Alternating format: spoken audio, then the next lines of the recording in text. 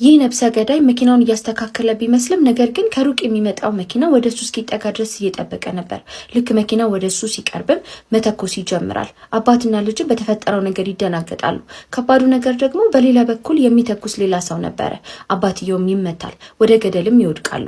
አባትየውም እነዚህ ገዳዮች እንደማይተዋቸው ሲረዳ ልጁን ከመኪና እንዲወርድና ምንም አይነት ነገር ቢመለከት ምንም አይነት ድምፅ እንዳይወጣ ይነግረዋል። እንዲሁም ደግሞ በወረቀት የተጻፈ ነገርና በፍላሽ ካርድ ከባድ መረጃ የያዘ ነገር ይሰጠዋል።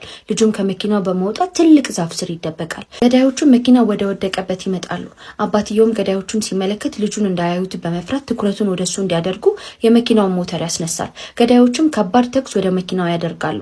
መኪናው ውስጥ ያለ ማንኛውም ሰው እንደማይተርፍም ይረዳሉ። መኪናቸውን ወዳቆሙበት ሲመለስም አንድ ሴት መኪና ውስጥ ሆና እየመጣች ይመለከታሉ። እሷንም ይገድሏታል። መኪናቸውንም አስነስተው ከቦታው ይሄዳሉ። ከትንሽ ደቂቃዎች በኋላም አንድ ፖሊስ በቦታው ይደርሳል። ባየውም ነገር እጅግ በጣም ይደናገጣል። እነዚህ ገዳዮቹ መኪና ውስጥ ሆነው አንድ የፖሊስ የሬዲዮ ጣቢያ ሁለት ሰዎች እንደተገደሉና አንድ ወንድ አንድ ሴት እንደሆኑ ሲነገር ይሰማሉ።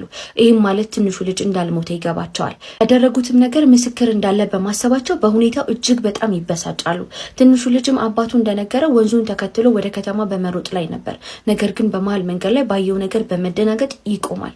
የፊልሙን ርዕስ የምትፈልጉ ሰዎች ወይም ፓርት 2 የምትፈልጉ ሰዎች ኮሜንት ላይ አስቀምጡልኝ።